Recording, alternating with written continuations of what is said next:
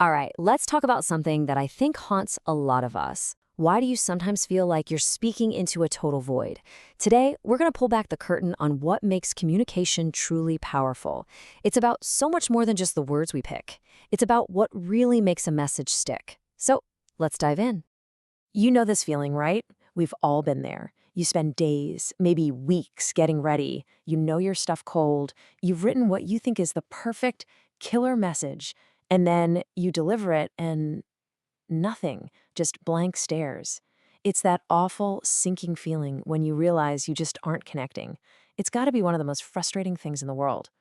So, what gives? What's the big disconnect? Well, here's the core idea we're going to unpack today, and it might surprise you. The problem? It's probably not your content, it's your delivery. It all comes down to how you say what you say. That's what makes or breaks your entire message. And this brings us to our first really big insight. Honestly, this is a total game changer. If you want to understand what it takes to be a powerful speaker, you have to start with one simple, fundamental truth. Your words just are not enough. Okay, check this out. There's this famous model for communication that breaks down where our impact really comes from. And the numbers, they're kind of staggering. The actual words you say, the ones you agonize over, they account for just 7% of the impact. 7. Your tone of voice, your pitch, your pacing, that's 38%. And your body language, a massive 55%. Just think about that for a second. Over 90% of what people are really hearing has nothing to do with your vocabulary. So, the lesson here is pretty clear, right? Your words can't do the job alone. They need backup. Your voice and your body have to be part of the team, working together to get the real message across. Without that support, even the most brilliant idea is just going to fall flat. So if delivery is our secret weapon, how do we even begin to master it? Well, it all starts with this one foundational rule. Connection comes before content. You have to build a bridge to your audience before you can ask them to trust you enough to walk across it.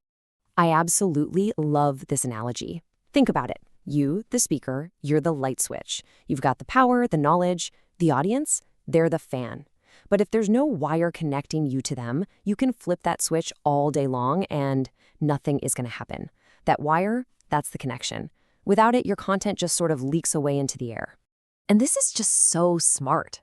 The guy who put this workshop together, he doesn't just launch into theory. He starts with a really powerful personal story. And that story is doing a ton of heavy lifting. It's not just an icebreaker, it is the wire. Right away, it builds his credibility, it creates an emotional connection, and this is the really brilliant part, it's a perfect example of the very strategy he's about to teach. He's using story to pry open everyone's mind so they're ready for the main message. Okay, so we get it. Connection is king. But how do we actually build that wire?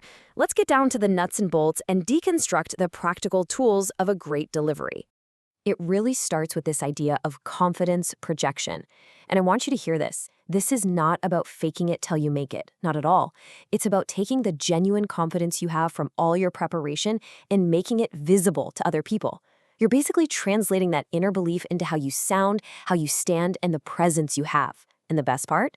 It's a skill. You can practice it and get better at it. So here are the 3 big tools in your toolbox. First, your body language. We're talking about using open gestures, moving with purpose, and making real eye contact. Second is your voice. You have to fight the monotone. Play around with your pitch, vary your pace, adjust your volume. It adds so much color and emotion. And then there's my personal favorite, the strategic pause. A pause is not dead air. It's a powerful weapon. It's you giving the audience a moment to catch up, to think, and to really feel the weight of what you just said. But here's the thing. A great delivery isn't one size fits all. A truly powerful speaker knows you have to adapt your style. Why? Because the people listening to you, well, they all learn and connect in fundamentally different ways. This is where a super simple but powerful idea called the VAK framework comes into play. It basically says there are 3 main ways people absorb information. Visual learners need to see it. Auditory learners need to hear it. And kinesthetic learners, they need to do or feel it. Now, if your message is only broadcasting on one of those channels, think about it. You could be missing 2/3 of the room. So what does this actually look like? Well, for all your visual people, you use awesome charts, videos, and images. For the auditory folks, you lean into those great stories and you use that vocal variety we just talked about. And for your kinesthetic learners, you have to get them involved. Think hands-on activities, role-playing, even just simple movement. The real magic happens when you start blending all three of these together. All right, let's tie all these ideas together with one final framework. And this one is a classic. It's been around for thousands of years for one simple reason. It works. You can think of it as the ultimate speaker's checklist. First up, you've got ethos. This is all about your credibility. It's the answer to the silent question that everyone in your audience is asking. Why should I trust you? You build ethos with your expertise, your integrity, and that confidence we were talking about. And honestly, if you don't establish ethos, nothing else you say is going to matter. Next on the checklist is logos. This is the logic of your argument. It's pretty straightforward. Is your message clear? Is it structured in a way that actually makes sense? Does it provide real value? This is the what of your speech, and it needs to be rock solid. And finally, there's pathos. This is the emotional connection. Pathos is what answers that other crucial audience question. Why should I care? You build pathos with stories, with powerful analogies, with anything that connects to how your audience feels. It's like the emotional doorway that lets your logical message get inside their head and their heart. And here's the absolute key. You can't just pick your favorite. Powerful speaking is a balancing act. You need all three. Your ethos earns you the right to be heard. Your logos gives them something to think about. And your pathos is what makes them feel it. And ultimately, it's what makes them remember it. So this is the big mindset shift we're talking about. We're moving away from being content-focused, where you just dump a bunch of data on people and hope for the best.